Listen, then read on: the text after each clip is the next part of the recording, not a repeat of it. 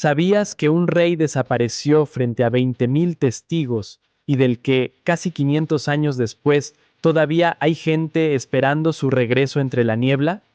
No estamos hablando de una leyenda urbana de Internet ni de un cuento de fantasmas inventado para asustar niños. Estamos hablando de la desaparición más impactante de la realeza europea.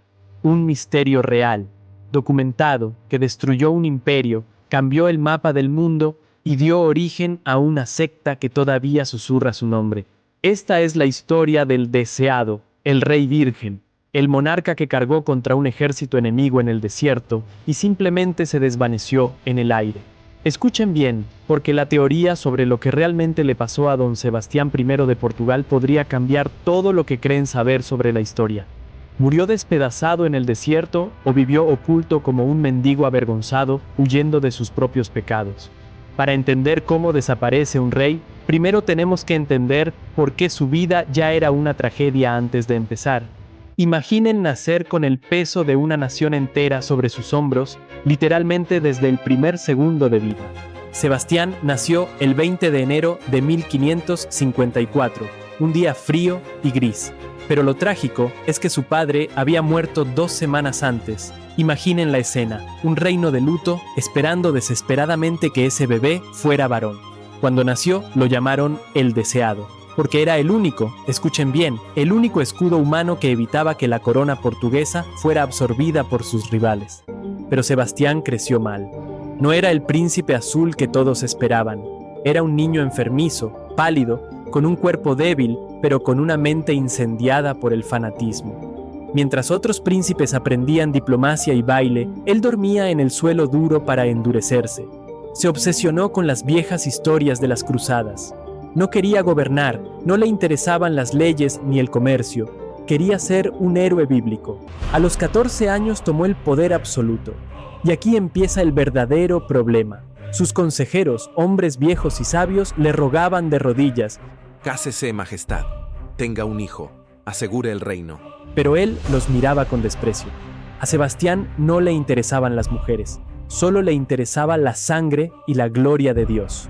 Su obsesión tenía un objetivo geográfico claro: África, Marruecos. Quería una guerra santa y nadie pudo detener la locura que estaba a punto de desatar. Corría el año 1576.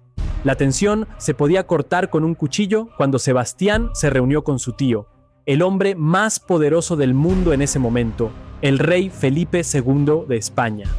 Fue en el monasterio de Guadalupe. Es una escena digna de película. El tío, pragmático, veterano de 1000 batallas, mira a su sobrino joven e impulsivo y le dice con frialdad: «No vayas a África. Es una trampa mortal. El terreno es hostil, es verano y no tienes suficientes hombres». Pero Sebastián, con la arrogancia de quien se cree inmortal, lo ignoró. Gastó la fortuna de Portugal, vació las arcas del Estado hasta la última moneda. Contrató mercenarios alemanes, italianos, aventureros de mala muerte.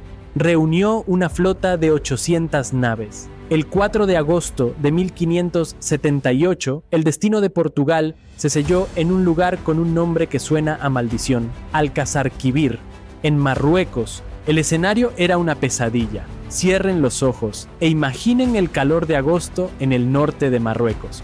40, quizás 45 grados a la sombra. Los soldados portugueses llevaban armaduras de metal pesado bajo ese sol abrasador. Tenían sed, tenían hambre, y frente a ellos el horizonte se oscureció. No eran nubes, eran enemigos. El sultán Abd al-Malik los esperaba con más de 50.000 soldados frescos, descansados y conocedores del terreno. Sebastián había llevado solo a 17.000 hombres. Era un suicidio matemático, pero él no vio peligro. Vio la gloria eterna. Se negó a atacar por la tarde cuando el sol bajara. Dio la orden de ataque al mediodía, justo cuando el sol golpeaba más fuerte, como si quisiera desafiar al mismo cielo. Lo que sucedió después no fue una batalla, fue una carnicería. La historia la recuerda como la batalla de los 3 reyes, porque ese día la muerte se llevó el premio gordo. Fue un caos absoluto. Primero, el sultán de Marruecos, que estaba muy enfermo, murió de un infarto en su litera al ver el inicio del combate, pero sus generales ocultaron su cuerpo para no desmoralizar a la tropa. Segundo, el aliado marroquí de Sebastián intentó huir y murió ahogado en el río cruzando a caballo. ¿Y Sebastián? Aquí es donde la historia se vuelve borrosa y nace el mito. Los testigos supervivientes dicen que el rey se volvió loco. Se lanzó contra las líneas enemigas como un demonio poseído. Le mataron un caballo debajo de él. Se levantó y se subió a otro. Le mataron el segundo. Se subió a un tercero. Sus nobles le gritaban que se rindiera, que salvara la vida, pero él gritó una frase que quedaría grabada en piedra: morir sí, pero presos no. Y entonces el polvo, la sangre y el grito de miles de hombres se lo tragaron. La batalla duró solo 4 horas. Al final, 8.000 portugueses estaban muertos sobre la arena caliente. Otros 15.000 fueron hechos prisioneros y vendidos como esclavos en los mercados de África. La nobleza de Portugal desapareció en una sola tarde. Pero cuando buscaron al rey entre las montañas de cadáveres, no estaba. Simplemente no estaba. Días después, los enemigos entregaron un cuerpo. Estaba desnudo, desfigurado y lleno de heridas. Algunos nobles portugueses capturados lo miraron, temblando, y dijeron: Sí, es él. ¿pero era verdad? ¿O solo querían cerrar el capítulo para poder pagar su propio rescate y volver a casa? El cuerpo fue enterrado, pero el pueblo, la gente común, no se lo creyó. ¿Cómo iba a morir el elegido de Dios de una forma tan patética?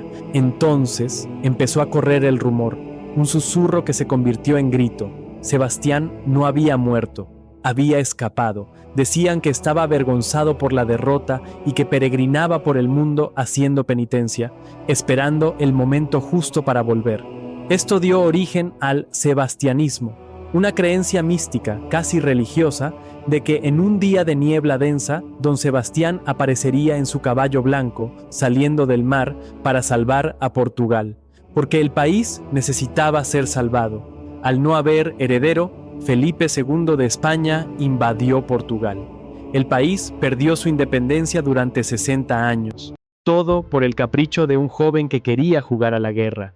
Y lo más perturbador de todo es que el fantasma empezó a aparecer. Años después, surgieron hombres en Italia y España jurando ser Sebastián. Tenían las mismas cicatrices, sabían secretos de la corte. El más famoso, conocido como el pastelero de Madrigal, convenció a tanta gente que tuvo que ser ejecutado para detener la rebelión. Pero incluso en el patíbulo, muchos juraban que estaban matando a un rey. La tumba oficial de Sebastián está hoy en el monasterio de los Jerónimos en Lisboa. Es una tumba de mármol preciosa, sostenida por elefantes de piedra, pero muchos historiadores y arqueólogos sospechan algo terrible. Creen que, si abriéramos esa tumba hoy, rompiendo el sello de siglos, quizás encontraríamos los huesos de un soldado anónimo, o peor aún, estaría completamente vacía. Don Sebastián pasó a la historia no por cómo vivió, sino por el inmenso vacío que dejó. Nos enseñó que la obsesión ciega puede destruir un imperio en una tarde, y que a veces los seres humanos prefieren creer en un rey fantasma que aceptar una realidad dolorosa. Y ahora les pregunto a ustedes, ¿qué piensan realmente? ¿Creen que Sebastián murió en la batalla y todo fue una negación colectiva por el dolor de la derrota?